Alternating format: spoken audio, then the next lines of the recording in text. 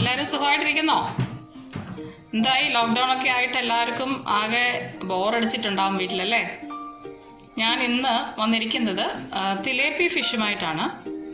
കഴിഞ്ഞ പ്രാവശ്യം ഞാനൊരു ഫിഷ് കറി ഉണ്ടാക്കിയപ്പോൾ എൻ്റെ ഒരു സുഹൃത്ത് ചോദിച്ചു, ഈ ലോക്ക്ഡൗണിൽ എവിടെ നിന്നാണ് ഫിഷ് എണീറ്റ് വന്നിച്ചിട്ടൊക്കെയാണോ നമസ്കരിച്ചിട്ടൊക്കെയാണോ ഫിഷ് ഉണ്ടാക്കുന്നത്, നിന്നേക്കാ പ്രായം ഉണ്ടാവും എന്നൊക്കെ പറഞ്ഞു.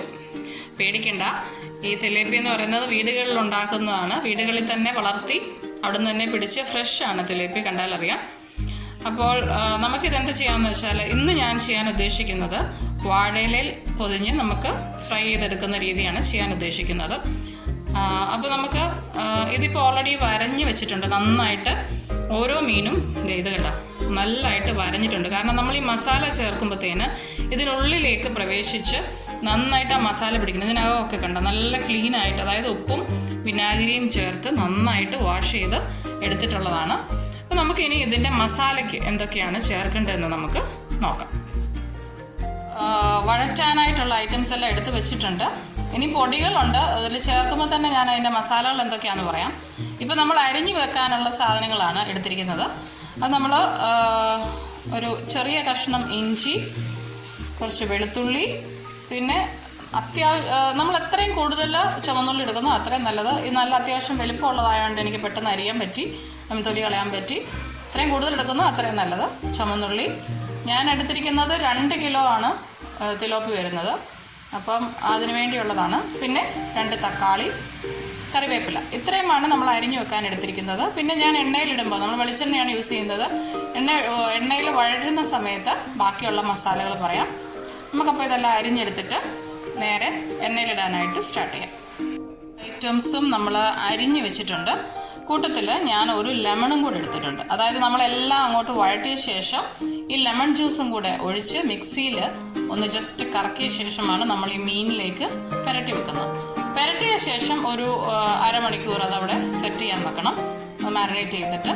അതിനുശേഷമാണ് നമ്മൾ വാഴയിലയിൽ പൊതിഞ്ഞ് വറക്കാൻ ഉദ്ദേശിക്കുന്നത്. അപ്പോൾ നമുക്കിന്ന് വഴറ്റാവുന്ന പ്രോസസ്സിലേക്ക് കിടക്കാം. അതിനുവേണ്ടി നമ്മൾ വെളിച്ചെണ്ണയാണ് ഉപയോഗിക്കുന്നത്. മസാലകളെല്ലാം ആ വഴറ്റുന്ന സമയത്ത് ഞാൻ പറഞ്ഞു തരുന്നതാണ്.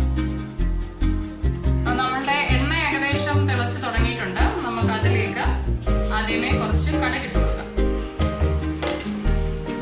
കടുക് ഒരു പൊട്ടാറാവുന്ന സമയത്ത് കടുകും നമുക്ക് അതിൻ്റെ കൂട്ടത്തിൽ നമുക്ക് കുറച്ച് നല്ല ജീരകം എന്നൊക്കെ പറയുന്നത് മീൻ്റെ കൂടെ ഇടുന്ന ഒരു പ്രത്യേക ഒരു ടേസ്റ്റാണ് നമുക്ക് കിട്ടുന്നത്. അപ്പം കടുകും നല്ല ജീരകവും കൂടെ പൊട്ടാനായിട്ട് ഇട്ടിട്ടുണ്ട്. ഇതൊന്ന് പൊട്ടി വരുമ്പോഴത്തേന് നമ്മൾ എടുത്തു വെച്ചിരിക്കുന്ന കറിവേപ്പില, ആ കറിവേപ്പില ജസ്റ്റ് ഒന്ന് നമുക്ക് മുറിച്ച് ഇതിലേക്ക് ഇട്ട് കൊടുക്കാം. ഇനി നമുക്ക് എടുത്തു വെച്ചിരിക്കുന്ന ചുമന്നുള്ളി, ഇഞ്ചി വെളുത്തുള്ളിയും ഇതിലേക്ക് ഇട്ട് കൊടുക്കാം.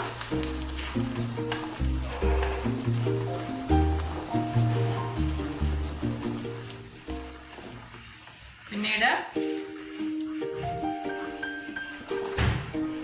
സവാള നന്നായിട്ട് വഴറ്റാനിടാം. ഇച്ചിരി വെള്ളം നമുക്ക് ഇതിനകത്ത് ഈ കറിവേപ്പിലക്കകത്ത് ഉണ്ടായിരുന്നു, അതാണ് ഈ പതഞ്ഞ് വന്നത്. എന്തായാലും ഇപ്പോൾ മാറി. നമുക്ക് ഈ സവാളയും ഇതിനകത്ത് നന്നായിട്ട് വഴറ്റിയിടാം.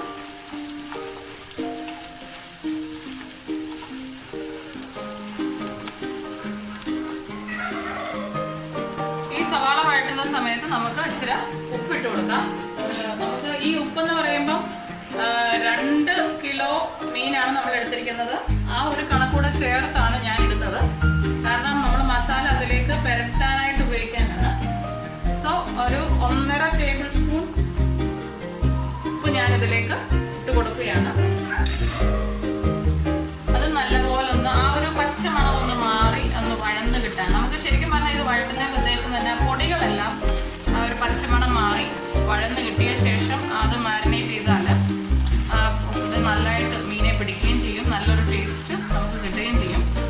അപ്പം ഈ എണ്ണയാണേലും നമുക്ക് അതിൽ തന്നെ നമ്മൾ ഇനി അതിന് വറക്കാനായിട്ട് എണ്ണ ഉപയോഗിക്കുന്നില്ല. ഒന്നെങ്കിൽ നമ്മൾ ഇത് മാരിനേറ്റ് ചെയ്ത് പൊതിഞ്ഞ് വെക്കുന്ന ഈ ഒരു മസാല അതിനകത്ത് വരത്തുള്ളൂ മീനിൽ. പിന്നെ നമ്മൾ പുറമേ, അതായത് നമ്മൾ വാഴയിലയിൽ പൊതിഞ്ഞ് കഴിഞ്ഞ് നമുക്ക് 2 ഓപ്ഷൻ ഉണ്ട്. ഒന്നെങ്കിൽ അത് എണ്ണയെ വറുത്തെടുക്കാം, അതല്ലെന്നുണ്ടെങ്കിൽ നമുക്ക് ആവിയിൽ ചുട്ടെടുക്കാം. അപ്പോൾ നമുക്ക് 2 ഓപ്ഷനും ഞാൻ കാണിച്ചു തരാം. അപ്പോൾ ഇപ്പോൾ നമ്മൾ ചെയ്യാൻ പോകുന്നത് ഇതൊന്ന് വഴന്ന്, എല്ലാ മസാലകളും ഒന്ന് വഴന്ന് ഇനി ഞാൻ ഇടാൻ പോകുന്നത് തക്കാളി നന്നായിട്ട് വഴന്നെടുത്തിട്ട് നമ്മൾ അതിന് ശേഷമാണ് പൊടികൾ ഇടുന്നത്. ഇതൊന്ന് വഴന്ന് വരാനായിട്ട് വെയിറ്റ് ചെയ്യണം. നമ്മുടെ തക്കാളി എല്ലാം നന്നായി വഴന്നിട്ടുണ്ട്. ഇനി നമുക്കിതിലേക്ക് നമ്മളുടെ ഉപ്പ് ചേർത്തിട്ടുണ്ട് ഓൾറെഡി. അതുകൊണ്ട് ഇനി നമുക്ക് ബാക്കി മസാലകൾ ചേർക്കാം. ഇനി ഉലുവയുടെ പൊടി ചേർക്കണമെന്നുണ്ടെങ്കിൽ ചേർക്കാം. ഞാൻ ഫിഷ് മസാല ഇടുന്നതുകൊണ്ട് അതിപ്പോൾ ചേർക്കുന്നില്ല. അതല്ല, ഫിഷ് മസാല ഇടാത്തവരാണെന്നുണ്ടെങ്കിൽ ഉലുവ പൊട്ടിക്കുന്ന സമയത്ത് ചേർക്കാം, അല്ലെങ്കിൽ ഉലുവ പൊടിയായിട്ട് ചേർക്കാം. ഞാനല്പം മഞ്ഞൾ പൊടി ഇതിനകത്ത് ഇടുകയാണ്. നമ്മുടെ മസാലകൾ ചേർക്കുന്ന സമയത്ത് തീ ഒരു സിമ്പിളിട്ട് കൊടുക്കുന്ന കാര്യം മറക്കരുത്. ഇനി മഞ്ഞൾപ്പൊടിക്ക് ശേഷം നമുക്ക് മുളക് പൊടി അവരെ ആവശ്യാനുസരണം ഇട്ട് കൊടുക്കണം. ഇത് നമ്മുടെ റേഷൻ കടയിൽ നിന്ന് വാങ്ങിച്ച മുളക് പൊടിയാണ്. നല്ല എരിവുള്ള മുളക് പൊടിയാണ്. റേഷൻ കടയിൽ നിന്ന് കിട്ടിയ മുളക് പൊടി ആയതുകൊണ്ട് ഭയങ്കര എരിവാണ്. സാധാരണ ഞാൻ കാശ്മീരി ചില്ലി പൗഡറാണ് ഇടാറുള്ളത്. ഈ മുളക് പൊടിക്ക് ഭയങ്കര എരിവായതുകൊണ്ട് ഞാനൊരു 3/4 ടേബിൾ സ്പൂൺ അല്ലെങ്കിൽ 1 ടേബിൾ സ്പൂൺ മുളക് പൊടി നമുക്കിടാം. ഇനി നമുക്ക് മല്ലിപ്പൊടി ഇതിൽ ചേർക്കാം. അതും ഏകദേശം ഒരു 1.5 ടേബിൾ സ്പൂൺ നമുക്ക് മല്ലിപ്പൊടി ഇടാം. ഇനി നമുക്ക് ലാസ്റ്റ്, അതായത് നമുക്ക് ഏറ്റവും കൂടുതൽ ഞാൻ പറഞ്ഞല്ലോ, ഫിഷ് മസാല ഇല്ലാത്തവർക്ക് ഫെനുഗ്രീക്ക് അല്ലെങ്കിൽ ഉലുവ പൊടി ഇടാം. ഞാനിതിൽ ഫിഷ് മസാല ഇടുന്നുണ്ട്. ഈസ്റ്റേണിൻ്റെ ഫിഷ് മസാലയാണ്. അതും കൂടെ ഒരു ടേബിൾ സ്പൂണോളം ഫിഷ് മസാലയും കൂടെ ചേർക്കാം. ഇനി നമുക്കുള്ളത് ഏകദേശം നമ്മുടെ വഴറ്റുന്ന പ്രോസസ്സ് കഴിഞ്ഞു. ഈ പൊടികളെല്ലാം നന്നായിട്ട് വറുത്ത് കിട്ടണം. ഇതാണ് നമ്മൾ ഇനി നമ്മളുടെ മീനിലേക്ക് അരച്ച ശേഷം പുരട്ടാൻ പോകുന്നത്. ഇത് നന്നായിട്ടൊന്ന് ആ പച്ചമണമെല്ലാം മാറി നന്നായിട്ടൊന്ന് ഇതാക്കാം. ഇനി നമുക്കിതൊന്ന് ആറാൻ വെക്കാം. ആറിയതിനു ശേഷം ഗ്രൈൻഡ് ചെയ്തിട്ട് നമുക്ക് വരാം. അപ്പോൾ അത് നമുക്ക് അതിൻ്റെ കൂട്ടത്തിൽ നമുക്ക് ചെയ്യാനുള്ളത് ഈ നാരങ്ങ ഒന്ന് നമുക്ക് പിഴിഞ്ഞൊഴിക്കാം.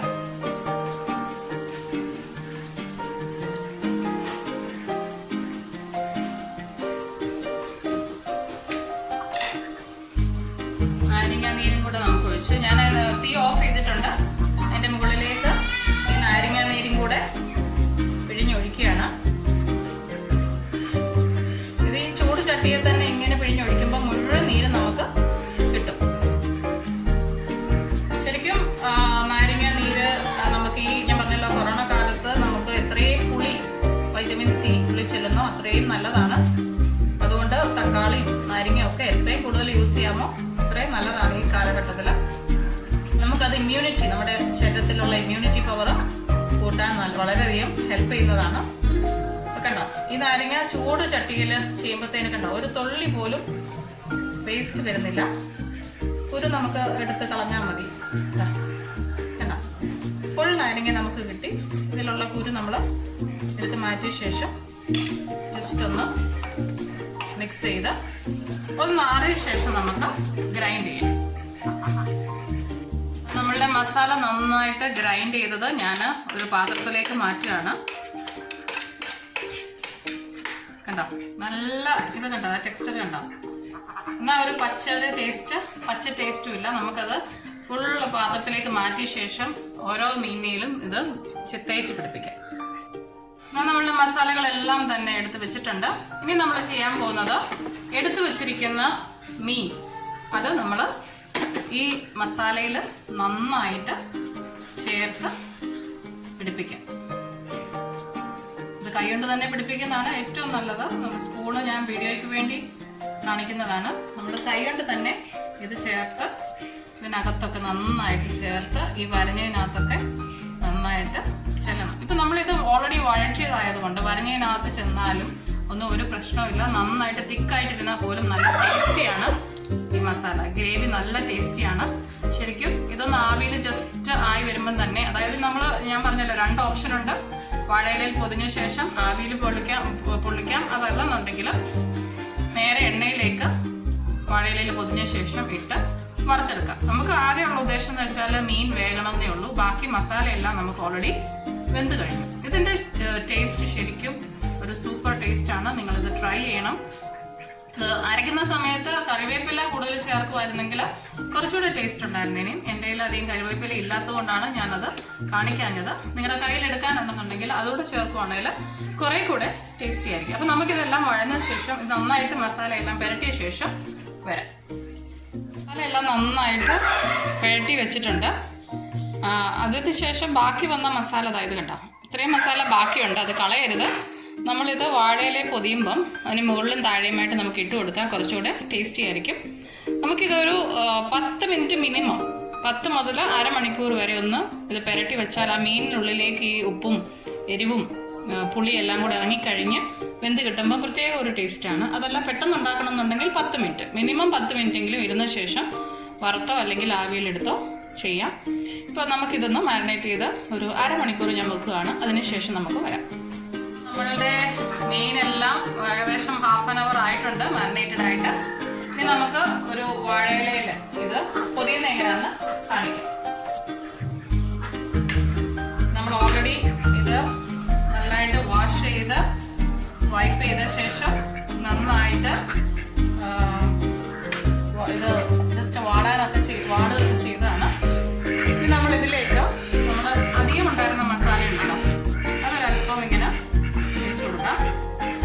ജസ്റ്റ് അതിൻ്റെ മുകളിലേക്ക് വെക്കാനായിട്ടാണ്. അധികം ഉണ്ടെങ്കിൽ മാത്രം, ഇല്ലെങ്കിൽ പോലും കുഴപ്പമില്ല. നമുക്ക് ഓൾറെഡി അതിലൊക്കെ മസാല പിടിച്ചിട്ടുണ്ട്. ജസ്റ്റ് ഇത് വീഡിയോയിൽ കാണിക്കാൻ വേണ്ടി ഞാൻ ബാക്കി ഉണ്ടായിരിക്കുന്നത് ബാക്കി മസാല ഉള്ളത് കൊണ്ട് മാത്രം ഞാൻ ചെയ്യുന്നതാണ്. എന്നിട്ട് നമുക്ക് ഒരു മീൻ അതിലേക്ക് എടുത്ത് വെച്ചിട്ട് ബാക്കിയുള്ള മസാല ഇതിൻ്റെ മുകളിലേക്ക് വീണ്ടും പുരട്ടി കൊടുക്കാം. ഇപ്പോൾ അറിയാമല്ലോ, നമ്മൾ ഓൾറെഡി കണ്ടല്ലോ, ഓൾറെഡി വഴന്നതാണ്, നന്നായിട്ട് എല്ലാ മസാലയും വഴന്നതാണ്. നമുക്കിത് നന്നായിട്ടൊന്ന് പൊതിയാം. പൊതിഞ്ഞ ശേഷം ഇത് മടക്കി കേട്ടോ, ഇത് വഴന്നു കഴിഞ്ഞെങ്കിൽ മാത്രമേ നമുക്കിങ്ങനെ മടക്കാനായിട്ട് പറ്റുകയുള്ളൂ. ഞാനത് മടക്കി വെക്കാനായിട്ട് ഞാൻ എടുത്തിരിക്കുന്ന ഒരു ത്രെഡാണ്. ഞാൻ മാച്ചിങ് ആയിട്ടൊരു ഗ്രീൻ ത്രെഡാണ് എടുത്തിരിക്കുന്നത്. കണ്ടോ, അപ്പൊ ഗ്രീൻ അല്ല, നമുക്ക് ത്രെഡ് ഇല്ലെന്നുണ്ടെങ്കിൽ വാഴയുടെ നാര് തന്നെ നമുക്ക് ഉപയോഗിച്ചിട്ട് ഇത് ടൈ ചെയ്യാം.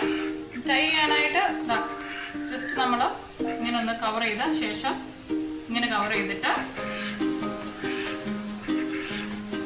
ജസ്റ്റ് ഒന്ന് റോൾ ചെയ്താൽ മതി. അതൊന്ന് അങ്ങനെ ഇരിക്കാൻ വേണ്ടി മാത്രം, മനസ്സിലായി?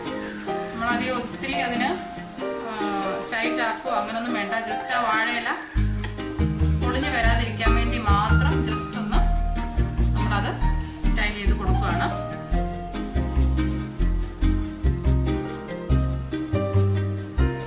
നമ്മൾ വാഴയില കട്ട് ചെയ്യുന്ന ഷേപ്പ് ഇപ്പം നമ്മൾ സ്ക്വയർ ഷേപ്പിലാണെങ്കിൽ 4 സൈഡിൽ നിന്ന് ഒരുപോലെ നമുക്ക് കിട്ടിയാൽ അത് പൊതിഞ്ഞ് വെച്ചാൽ നല്ല വൃത്തിക്കിരിക്കും. നമുക്ക് നന്നായിട്ടൊന്ന്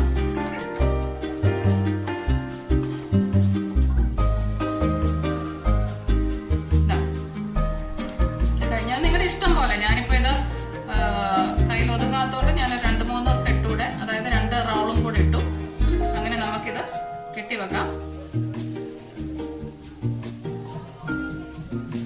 ഇതേപോലെ നമുക്ക് എല്ലാ മീനും നമുക്ക് വാഴയിലെ പൊതിഞ്ഞ ശേഷം വരാം. നമ്മുടെ എല്ലാ ഫിഷും നമ്മുടെ വാഴയിലയിൽ പൊതിഞ്ഞ് നല്ല വൃത്തിയായിട്ട് വെച്ചിട്ടുണ്ട്. ഇനി നമ്മൾ ചെയ്യാൻ പോകുന്നത് ഒന്നുകിൽ വറക്കുക അല്ലെങ്കിൽ ആവിയിൽ നമുക്ക് പുഴുങ്ങിയെടുക്കാം. അപ്പം ഞാൻ എന്ത് ചെയ്യാന്ന് വെച്ചാൽ നമുക്ക് 2 മെത്തേഡിൽ ചെയ്യാം. ഒന്ന് ആവിയിൽ പുഴുങ്ങിയെടുക്കാം, അതല്ലെന്നുണ്ടെങ്കിൽ വറുത്തെടുക്കാം. ഇതിൽ ആവിയിൽ പുഴുങ്ങാനായിട്ട് നമുക്ക് ഇഡ്ഡലി തട്ട് എടുക്കാം. ഇഡ്ഡലി തട്ടോ അല്ലെങ്കിൽ നമ്മുടെ ഇടിയപ്പത്തട്ട്, അങ്ങനത്തെ ഇടിയപ്പ പാത്രം അങ്ങനത്തെ എടുക്കാം. അതല്ലെന്നുണ്ടെങ്കിൽ ഇതുപോലത്തെ സ്ട്രെയിനർ ഉണ്ടെങ്കിൽ വലിയൊരു പാത്രത്തിൽ വെള്ളം വെച്ചാൽ ആ സ്ട്രെയിനർ അതിൻ്റെ മുകളിൽ വെച്ച് നമുക്ക് അതിലേക്ക് വെച്ച് കൊടുത്ത് ആവിയെടുത്ത് ആവിയിൽ പുഴുങ്ങാം. ഈ മീൻ എന്ന് പറയുമ്പോൾ തിലോപ്പിയ ആണെന്ന് പറഞ്ഞാലും അധികം വേവ് ഇതിനകത്ത് വരുന്നില്ല. പിന്നെ നമ്മൾ ഓൾറെഡി ആവശ്യത്തിൽ മസാലകളെല്ലാം നമ്മൾ നന്നായിട്ട് വഴറ്റിയതാണ്. അതുകൊണ്ട് ഇത് ജസ്റ്റ് മീനൊന്ന് വെന്ത് കിട്ടിയാൽ മാത്രം മതി. അത് നമ്മൾ വെച്ചിട്ടുണ്ട് വെള്ളം തിളയ്ക്കാൻ വേണ്ടി. ഇതിലേക്ക് നമ്മൾ ഇലയിൽ പൊതിഞ്ഞ മീൻ ഓരോന്നായിട്ട് നമുക്കിതിലേക്ക് വെച്ച് കൊടുക്കാം. ഈ ചെറിയ പീസസ് ഒക്കെ ഞാൻ വറുത്ത് കാണിക്കാം. വലിയ പീസുകളെല്ലാം ഞാൻ ആവിയിൽ പുഴുങ്ങിയാണ് എടുക്കുന്നത്. ഞാനൊരു 3 പീസ് ചെറുത് മാറ്റി വെച്ചിട്ടുണ്ട്. അത് നമുക്ക് വറുത്ത് കാണിക്കാം. ഇനി നമുക്ക് എന്താ ചെയ്യാം, ഈ ആവിയിൽ ഇത് നമുക്ക് അടച്ച് വെച്ചിട്ട് വേവിക്കാം. ഓക്കെ, സെയിം ടൈം ഞാനിത് വറക്കുന്ന എങ്ങനെയാണെന്ന് ഇവിടെ കാണിച്ചു തരാം. അതിനായിട്ട് ഞാൻ അടുപ്പത്ത് നോൺ സ്റ്റിക്കിൻ്റെ ഒരു പാൻ വെച്ചിട്ടുണ്ട്. അതിലേക്ക് ഞാൻ വെളിച്ചെണ്ണയാണ് ഒഴിക്കുന്നത്.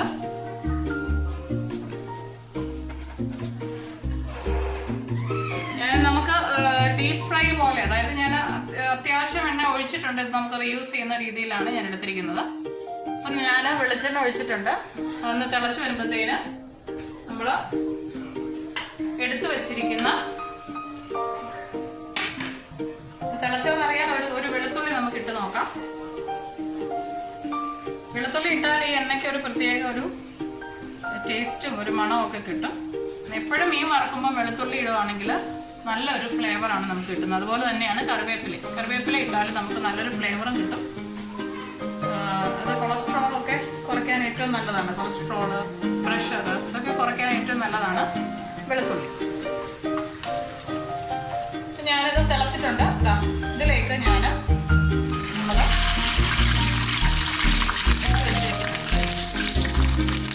ഇത് വറുത്തെടുക്കാനായിട്ട് വെച്ചിട്ടുണ്ട്. ഇതിൽ തന്നെ ഞാൻ അടുത്ത മീനും ഇടുകയാണ്.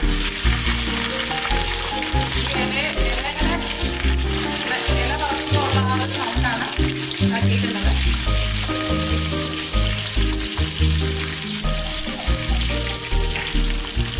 ഇതേപോലെ സെയിം ടൈമിൽ നമ്മൾ ആവിയിൽ വെക്കാനും വെച്ചിട്ടുണ്ട്. നമ്മളുടെ മീൻ ഓൾമോസ്റ്റ് ഒരു സൈഡ് ഓൾമോസ്റ്റ് റെഡി ആയിട്ടുണ്ട്. നമുക്കിതൊന്ന് മറിച്ചിട്ട് നോക്കാം.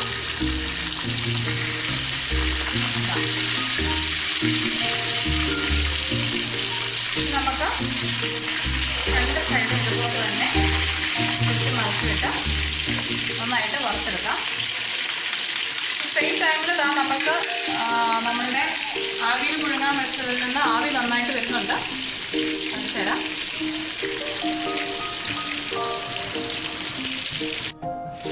നന്നായിട്ട് ആവി വരുന്നുണ്ട്. നമ്മൾ ആവിയിൽ വെച്ചിരിക്കുന്നതിൽ നന്നായിട്ട് ആവി വരുന്നുണ്ട്.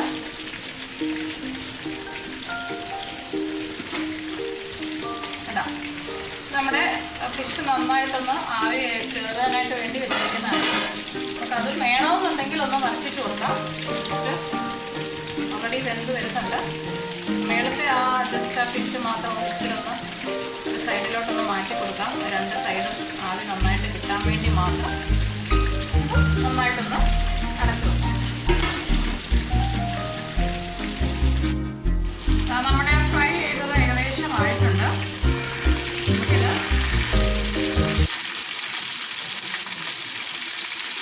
നമുക്കിത് പ്ലേറ്റിലേക്ക് മാറ്റാം.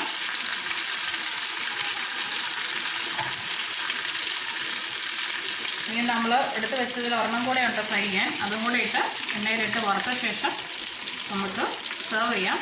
അത് സെയിം ടൈമിൽ മറ്റേത് നമുക്ക് ആവിയിൽ ആവി ബോയിൽ ആവുന്നുണ്ട്. ആവിയിൽ നന്നായിട്ട് വേകുന്നുണ്ട്. നമ്മൾ മറ്റേ ഫിഷ് അതുകൂടെ ആയ ശേഷം നമുക്കൊന്നിച്ച് 2 പ്ലേറ്റിലായിട്ട് ഇത് സെർവ് ചെയ്ത് ഞാൻ അകവശം ഞാൻ പൊളിച്ച് കാണിക്കാം. അന്നേരമാണ് നമുക്ക് അതിൻ്റെ ഒരു കറക്റ്റ് ടെക്സ്ചർ എന്താണെന്ന് അറിയാൻ പറ്റുള്ളൂ. നമ്മൾ ഇതെല്ലാം വെന്ത ശേഷം ഞാനത് തുറന്ന് കാണിക്കാം. ഓക്കെ, നമ്മളുടെ ഫിഷ് 2 സെറ്റും റെഡി ആയിട്ടുണ്ട്. ഇത് നമ്മൾ എണ്ണയിൽ പൊള്ളിച്ചെടുത്തത്, ഇത് ആവിയിൽ പൊള്ളിച്ചെടുത്തത്. അപ്പോൾ ഇത് രണ്ടും എങ്ങനെയുണ്ടെന്ന് നമുക്കൊന്ന് ചെക്ക് ചെയ്യാം. ഓക്കെ, ഞാനിത് പൊളിക്കാൻ പോവുകയാണ്.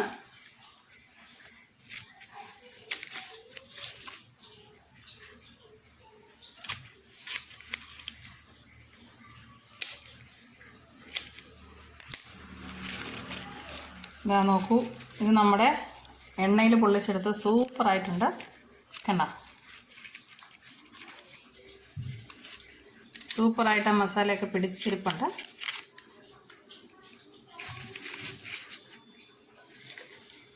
കണ്ടോ, ഇത് എണ്ണയിൽ പൊള്ളിച്ചെന്ന് പറഞ്ഞാലും അധികം എണ്ണയൊന്നും ഇതിനകത്ത് കയറിയിട്ടില്ല. കണ്ടോ, ഇത് കുട്ടികൾക്ക് നമ്മൾക്ക് ഇങ്ങനെ കൊടുക്കാൻ നല്ലതാണ്. കുട്ടികൾക്ക് ഇത് വളരെയധികം ഇഷ്ടപ്പെടും. ഒരു പ്രത്യേക ഒരു എന്താ പറയുക, ഇങ്ങനെ പൊതിയിലൊക്കെ വേറൊരു പ്ലേറ്റിൽ കൊണ്ട് വെച്ച് കൊടുത്താൽ അവർക്ക് വളരെയധികം ഇഷ്ടപ്പെടും. ഇത് തീർച്ചയായിട്ടും എല്ലാവരും ട്രൈ ചെയ്യണം. ഇത് നമ്മൾ എണ്ണയിൽ പൊള്ളിച്ചെടുത്ത ഫിഷും ഇനി നമുക്ക് നമ്മളുടെ ആവിയിൽ പൊള്ളിച്ചെടുത്ത് എങ്ങനെ ഉണ്ടെന്ന് ചെക്ക് ചെയ്യാം. ആവിയിൽ പൊള്ളിച്ചെടുത്തതിൽ ഇച്ചിരി ഗ്രേവി പോലെ, അതായത് ഒരു ഇച്ചിരി കറി പോലെയാണ് കിടക്കുന്നത്. എന്നിരുന്നാലും ഇത് നന്നായിട്ട് വെന്തിട്ടുണ്ട്. ഇത് എണ്ണയില്ലെന്നുള്ളൊരൊറ്റ വ്യത്യാസമേ ഉള്ളൂ. ടേസ്റ്റ് എല്ലാം ഒന്ന് തന്നെയാണ്. കാരണം നമ്മൾ മസാല മാരിനേറ്റ് ചെയ്തിട്ടാണ് വെച്ചിരിക്കുന്നത്. മാരിനേറ്റ് ചെയ്ത് മസാല എല്ലാം ഓൾറെഡി ഫ്രൈ ആയതാണ്. ഇത് നമ്മൾ ആവിയിൽ പൊള്ളിച്ചാണ്. ഇത് നമ്മൾ രോഗികൾ, അതായത് ക്യാൻസർ പേഷ്യൻസ്, അല്ലെങ്കിൽ പ്രഷർ ഉള്ളവർ, കൊളസ്ട്രോൾ ഉള്ളവർ, അങ്ങനെയുള്ളവർക്കൊക്കെ ഏറ്റവും പറ്റിയതാണ് ഈ ഫിഷ്. അപ്പോൾ ഇത് എല്ലാവരും തന്നെ ട്രൈ ചെയ്യണം.